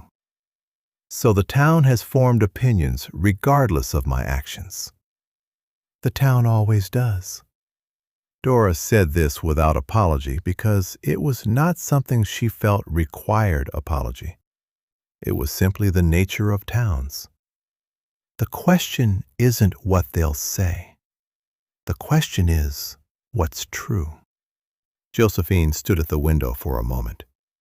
Outside, the street was doing its ordinary Friday business. A wagon at the feed store, 2 women in conversation near the dry goods, a dog sleeping in the particular patch of sun it had clearly claimed by long occupancy. "What did you say about me?" Josephine asked. "When I first arrived." Dora regarded her steadily. "I said you had ink on your hands and you'd counted your money before you paid for your room at the Hennessy House, and you asked the right questions and none of the wrong ones. A beat. And that you had the look of a woman who had been making the best of things for long enough that she'd gotten very good at it." Josephine was quiet for a moment. "That's quite accurate," she said. "I know," said Dora. She walked back to the store in the long afternoon light, and she thought about the figure Bain had named, and she thought about Cincinnati, and about the boarding house, and about the 11-day journey west in a train car that smelled of coal smoke and other people's luggage. She thought about the ledgers spread across the stockroom floor, and about the particular satisfaction of finding the error in the Whitmore account and correcting it in clean figures. She thought about Thomas Drummond telling her, with the absolute frankness of a 7-year-old, that she appeared to be fixing something. She thought about the envelope on the stockroom table, bearing her mother's name in a hand she did not recognize. The figure Bain had offered would pay her debts. It would return her to Cincinnati with enough to live carefully for 2 years, perhaps 3. It would end the peculiarity of her situation, the shared ownership, the uneasy negotiations, the sense of occupying a space that had not been built for her. She stood outside the hardware store and looked at the new glass in the front window, set in the repaired frame, catching the afternoon light cleanly. She had helped choose that glass. She had calculated the measurements and written the order, and argued, successfully, for a slightly heavier weight that would hold better against the prairie wind. Silas had looked at her specification and said, after a moment, "That's right," in the tone of a man who had expected to disagree and found he couldn't. She went inside. Silas was back from the Halverson farm, standing behind the counter with the receipt book open, and his expression in the particular configuration it took when he was containing something. Josephine recognized this configuration now. She had learned his face the way she had learned the ledgers, systematically, without intending to, because it was necessary information. "Bain came to see you," he said, "this morning." "He came to see you as well, I take it." On the road back, Silas closed the receipt book with more force than necessary. "I told him no." "Before he finished his sentence, I imagine." Silas looked at her. "Before he finished his sentence," he confirmed without embarrassment. Josephine set her notebook on the counter. "He offered a fair price." The silence that followed was of a specific quality, not empty but load-bearing, the way a wall is load-bearing, the way removing it would change the shape of everything around it. "Are you considering it?" Silas said. It was not quite a question. "I considered it," Josephine said, "on the walk back from the post office." She opened her notebook to the page where she had written the figure. "It would clear my debts, return me to Cincinnati with a margin." Silas was very still. "I'm not going to accept it," she said. Something moved across his face that he did not appear to have anticipated and did not immediately know what to do with. He looked down at the counter. "Because of the accounts," he said. "Because you haven't finished." "Because of the window," she said, "among other things." He looked up. "I chose the glass," she said simply. "I'd like to see how it holds." The store settled around them in the late afternoon quiet. The smell of sawdust and metal and linseed oil, the particular light through the new window, the receipt book and the notebook side by side on the counter. "There's something else," Josephine said after a moment. "In the deed box. An envelope." She paused. "Addressed to my mother." Silas frowned. "Your mother?" "She's been dead 11 years. I never knew George Pruett existed." She looked at him steadily. "But someone knew her, and I think whoever wrote that address knew both of them. And I think—" She stopped, organized the thought. "I think the store may not be the only thing George Pruett left behind that requires explanation." Silas was quiet for a moment. Then, in the tone of a man making a decision that surprised him slightly, "Show me." She led him toward the back of the store, and the envelope was where she had left it, on the stockroom table, her mother's name written in a hand that belonged to someone neither of them had yet identified. Josephine picked it up. For the first time since Cincinnati, her hands were not entirely steady. The envelope remained unopened.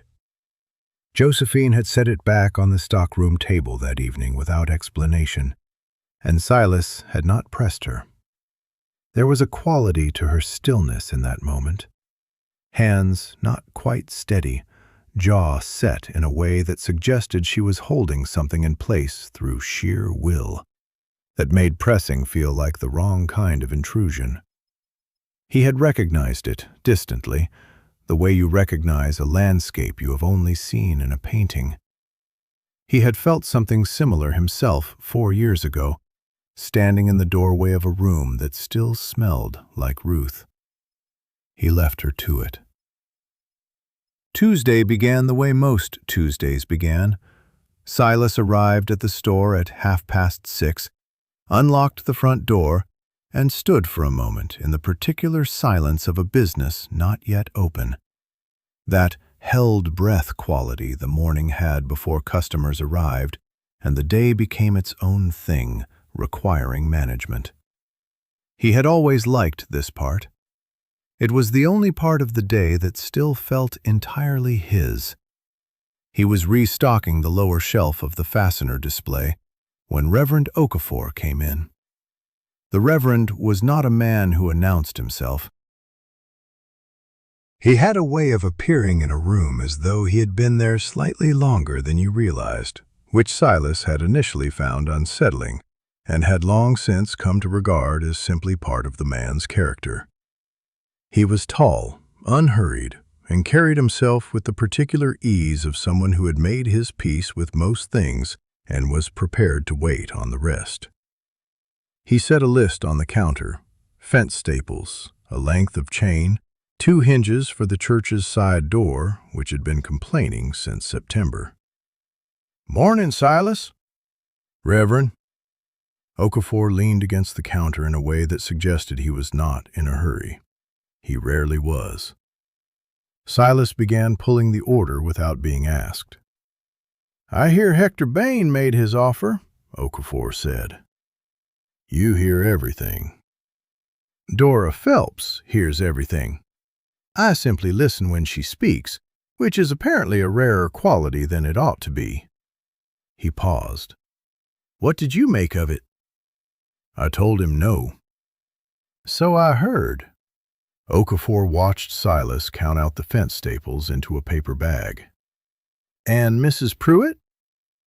Silas's hands did not stop moving, but something in his posture shifted, a slight recalibration, barely visible. "She's considering it." "Is she?" It was not quite a question. Silas glanced up at the Reverend's expression, which was neutral in the way that implied careful attention. "She wrote down the number," Silas said. Didn't say much else. That sounds like a woman who has learned to be careful about what she says in front of people who might use it. Silas tied the paper bag. He did not respond to that. Okafor accepted the bag and set his payment on the counter. He did not immediately move toward the door. "I knew Clem Dunbar," he said in the tone of a man arriving at the point he had intended from the beginning. "I know you did." "He came to services twice a month for 8 years. Not because he was a religious man, particularly. He was honest about that.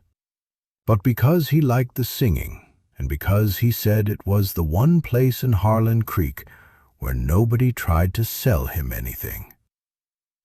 Okafor smiled slightly at the memory. "He talked about George Pruett occasionally, his old partner." Silas looked up. "He didn't mention a niece." "No, I don't think he knew about her, or not much. But he talked about George's sister, Clara, I believe. Said George had been estranged from her for many years. Something about a disagreement over money, or a man she married, or both. The way Clem told it, George spent the last decade of his life regretting it." Okafor paused. "He left her half the store. Did you know that?" Silas set down the chain he had been measuring. "What?" "In the original deed. Before George died, before Clem bought out George's half and took on a new partner, George had written Clara Pruett's name into his estate documents. Clem mentioned it once, in passing, as though it was an old story that no longer mattered. But it seems it did matter in the end. The niece is the daughter, I take it." Silas was quiet for a moment, processing this. "Clara Pruett is dead," he said finally. "Josephine mentioned it. Her mother died last winter." "Which is why the inheritance passed to the daughter," Okafor nodded slowly. "George Pruett tried to make something right and ran out of time to do it cleanly. That has a way of complicating matters for everyone who comes after." Silas thought about the envelope. Her mother's name in an unfamiliar hand. Josephine's hands, not quite steady. The morning moved forward in the ordinary way. A farmer came in for a replacement axle pin. The Miller boy, who was 12 and perpetually curious, spent 20 minutes examining the display of wood planes before his mother retrieved him. Silas sold a coil of wire rope to a man he didn't recognize, which meant new settlers coming in from the east, which meant the town was still growing, which meant the store had a future if he could hold it together long enough to see it. Josephine arrived at 9, later than usual. She came through the back, as she had taken to doing, and she looked like a woman who had not slept well, but had dressed carefully enough that most people would not notice. Silas noticed. He had been noticing things about her for weeks in the involuntary way that precedes understanding, cataloging details without yet knowing what the catalog was for. She said good morning. He said good morning. She went to the stockroom. This was Tuesday. He was helping a woman select drawer pulls.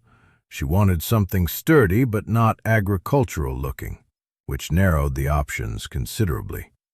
When he heard Josephine's voice from the back asking if he had a moment, he excused himself. She was standing at the stockroom table with the envelope open in front of her. Not reading it, she had clearly already read it, perhaps more than once, but standing with it the way you stand near something that has changed the shape of a room. "Reverend Okafor came in this morning," Silas said. She looked up. "I know. I saw him on the street afterward. He told me he'd spoken with you." A pause. He told me about Clara, about the original deed. He told me, too. She nodded. Her hands were steady now, which he suspected had cost her something. The letter is from George Pruett, she said. Written 2 months before he died. It was meant to go to my mother. I don't know why it didn't reach her, whether it was lost or whether someone held it, or whether George lost his nerve and then changed his mind again at the end. She looked down at the paper. He apologizes to her for the money he borrowed and never repaid, for not coming to her wedding, for not writing when her husband died, for 23 years of silence. She paused. He says he left her half the store because he didn't know what else he had to give. Silas said nothing. There was nothing useful to say.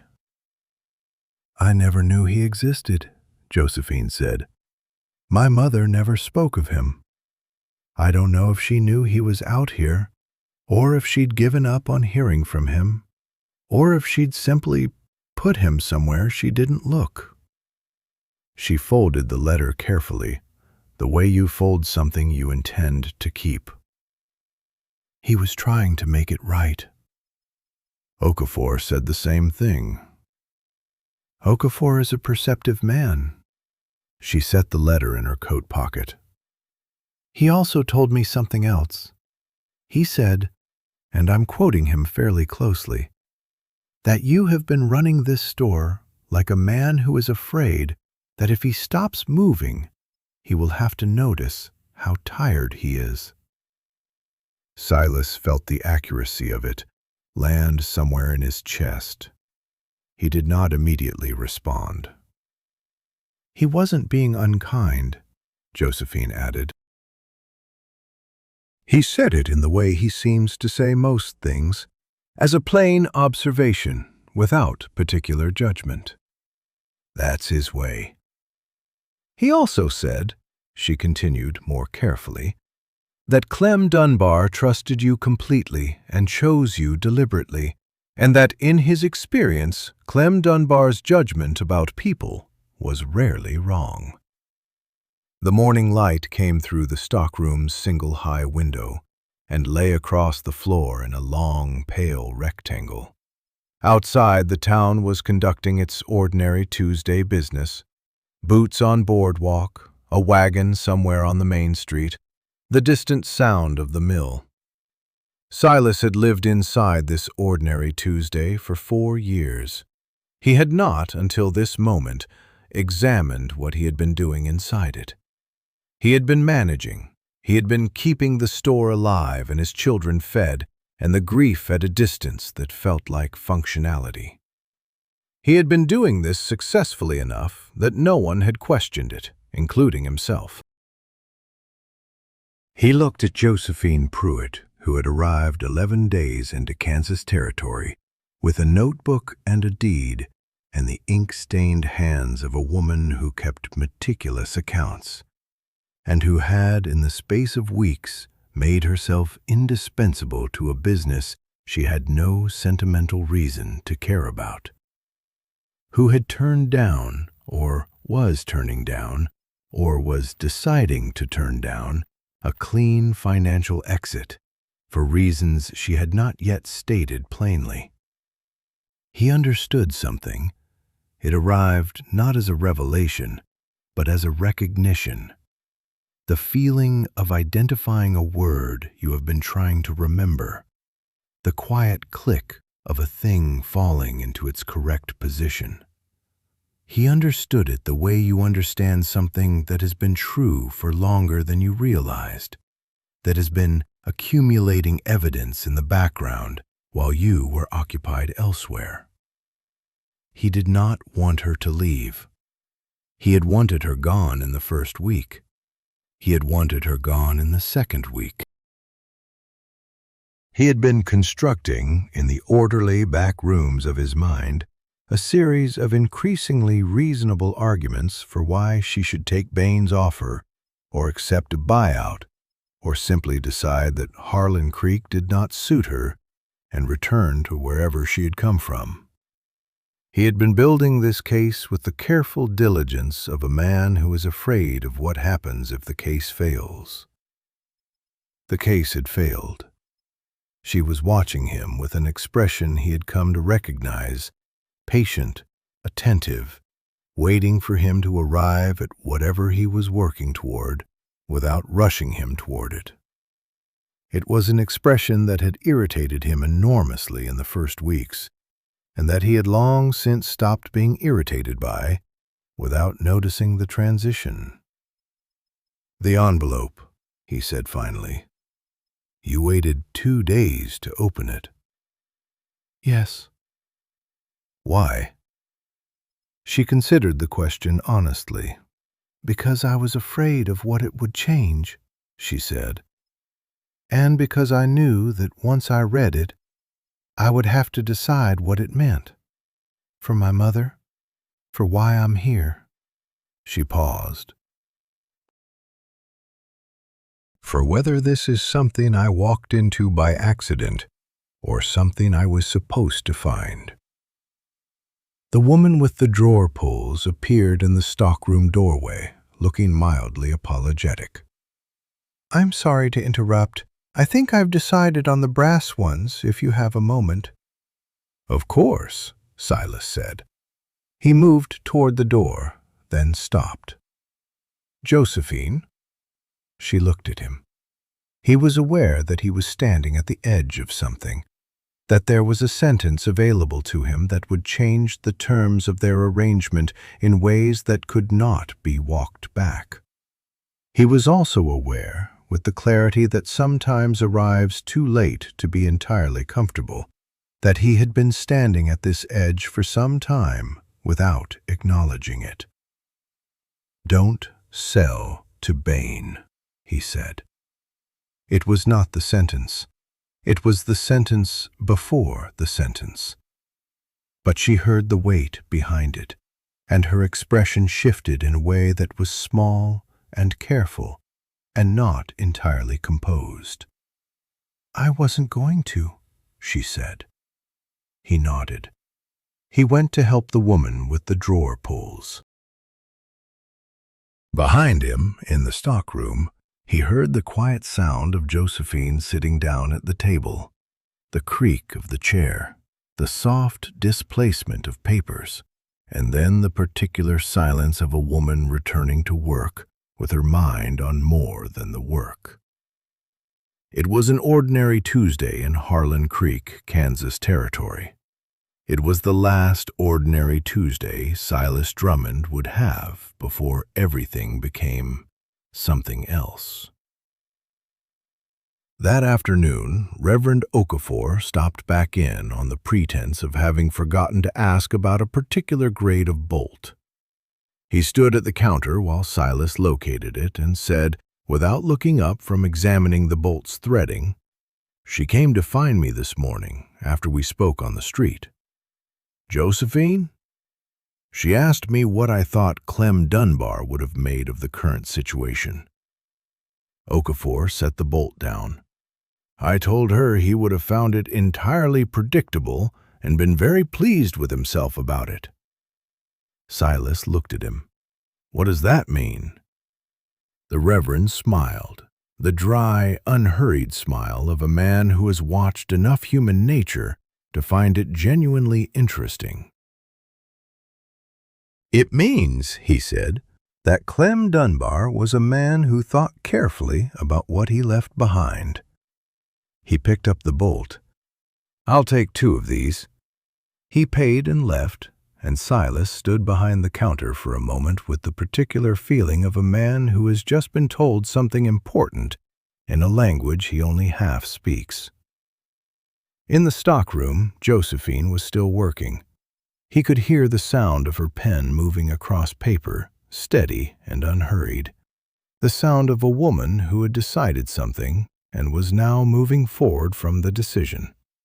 On the table beside her, he knew, was a letter from a dead man to a dead woman, and a deed with both their names on it, and a set of ledgers that told the story of a business that had survived 4 hard years because 2 people, neither of whom had planned to be here, neither of whom had planned to stay, had refused, separately and then together, to let it fail. He picked up his own pen. He had accounts to finish. The document had taken her 4 nights to write. Not because the language was complicated. Josephine had drafted supplier agreements and inventory contracts, and one particularly thorny letter of dispute on behalf of Harlan Creek's only other commercial establishment, and she understood the architecture of a binding proposal well enough. The language itself had come quickly. What had taken 4 nights was the question underneath the language, whether she was proposing something she believed in or something she wanted, and whether, at this point in her life, she had any remaining confidence in her ability to tell the difference between the two. She had decided on the 4th night that the distinction didn't matter as much as she had always believed it did. She believed in it. She wanted it. Both things were true, and both things were sufficient. The document was 3 pages, written in her clearest hand on good paper she had purchased from Dora Phelps's dry goods shelf, which Josephine had quietly reorganized 2 weeks prior. It proposed a formal, equal partnership in the continued operation of Pruett Hardware and Dry Goods, the name she had suggested and which Silas had not yet agreed to, but which she had written into the header anyway because she thought it was right. It outlined a shared structure for financial decisions, a clear division of daily responsibilities that reflected what they had already organically arranged between themselves, and a provision for a third-party mediator she had named Reverend Okafor, who was the most reasonable person in Harlan Creek and the only one who kept a confidence, in the event of a serious disagreement. She had also included in the final paragraph a clause that had cost her the most deliberation, a right of first refusal. If either partner chose to sell their share, the other partner had the first right to purchase it at a fair and independently assessed price. It was the clause that said, "I intend to stay, and I am asking you to tell me whether you do too." She folded the document and set it on the stockroom table beside her coffee cup.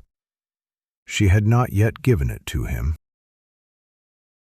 She had been carrying it in her coat pocket for 2 days, waiting for a moment that felt right, and she was beginning to suspect that no such moment would present itself, and that she would have to create one herself.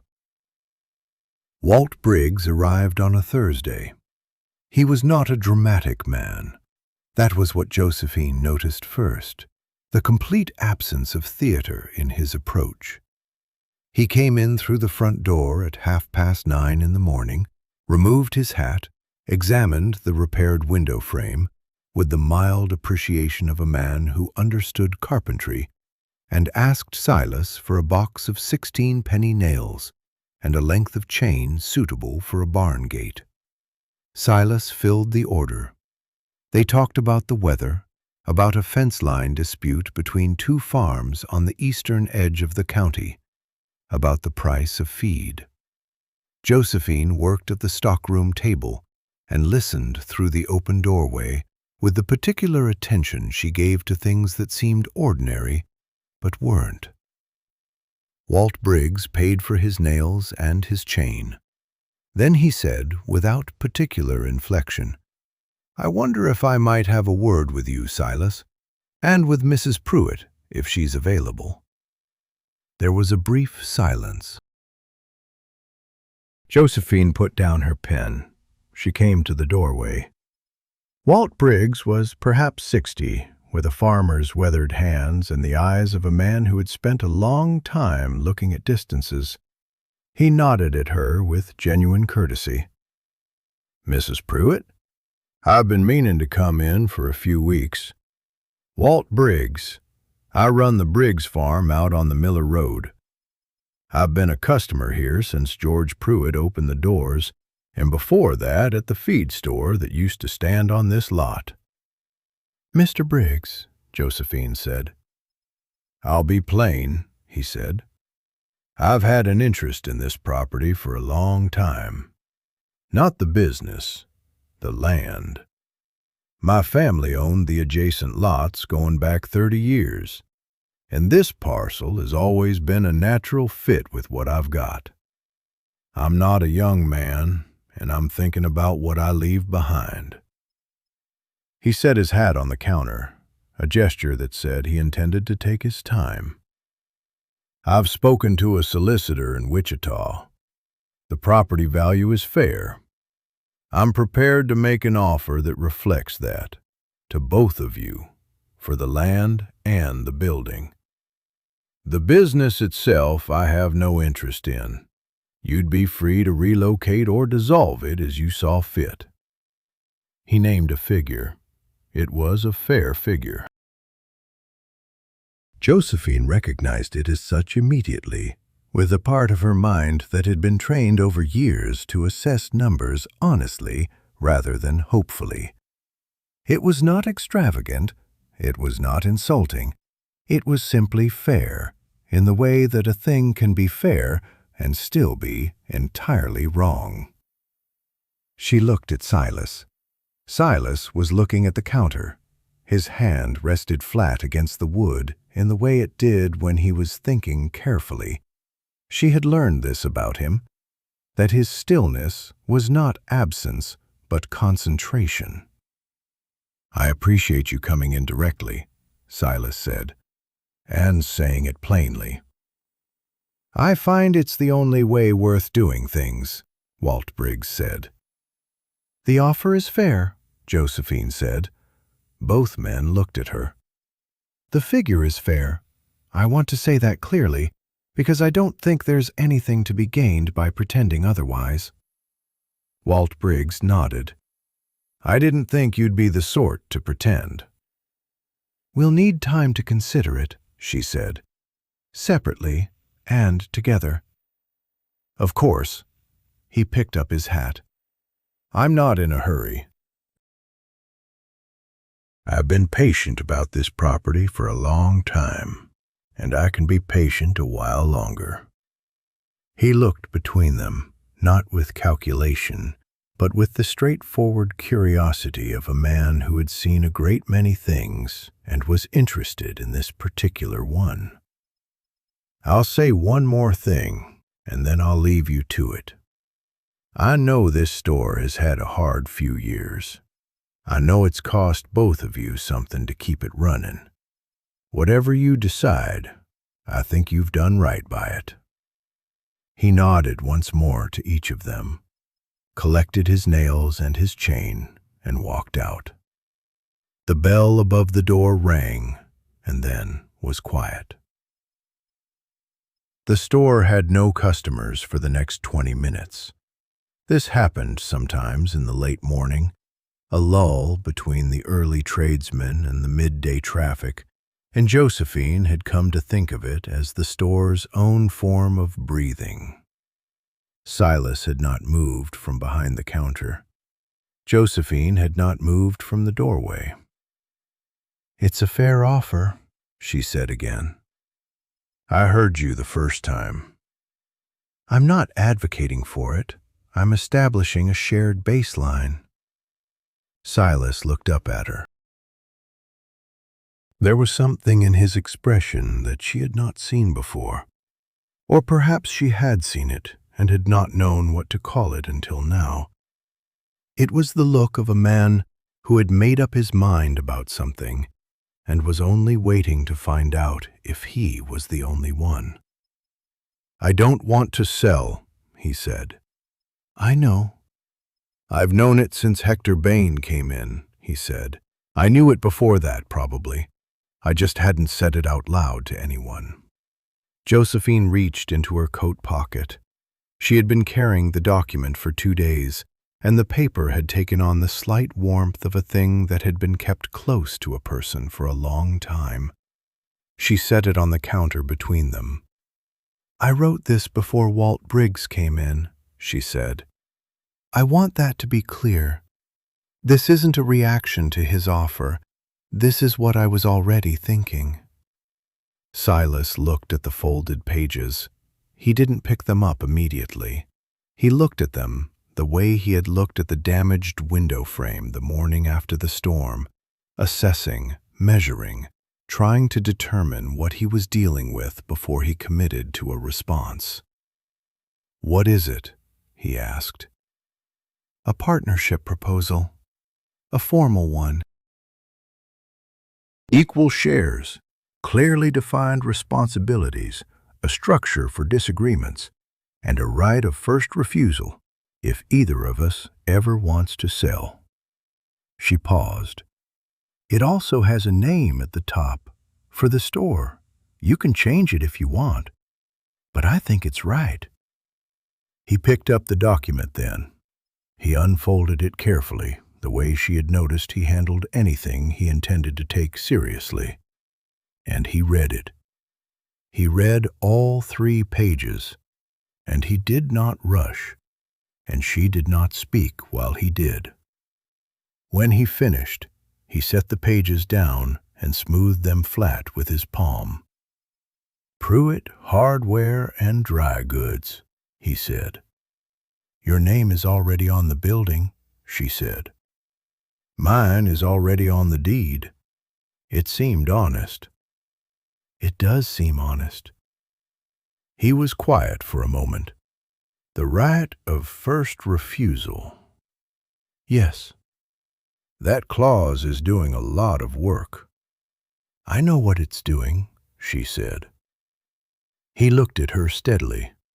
The morning light came through the repaired window at an angle that caught the dust motes above the counter and made them look almost deliberate, like something arranged.